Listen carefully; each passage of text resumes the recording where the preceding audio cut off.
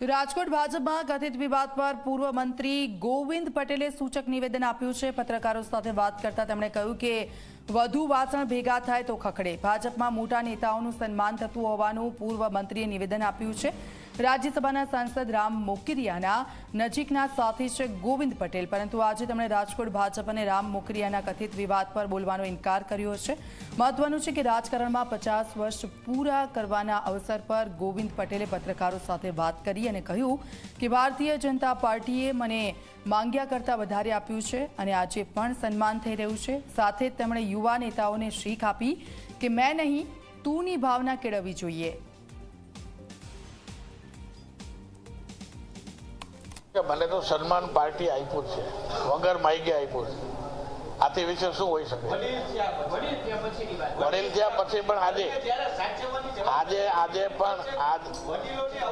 આજે પણ પાર્ટીમાં મારું એટલું જ માન અને સન્માન આજે પણ છે। આજે મને સીએમ કાકા તરીકે જ બોલાવે। કાર્યકર્તા, સિનિયર કાર્યકર્તા તરીકે મારી અવગણના કંઈ થતી નથી।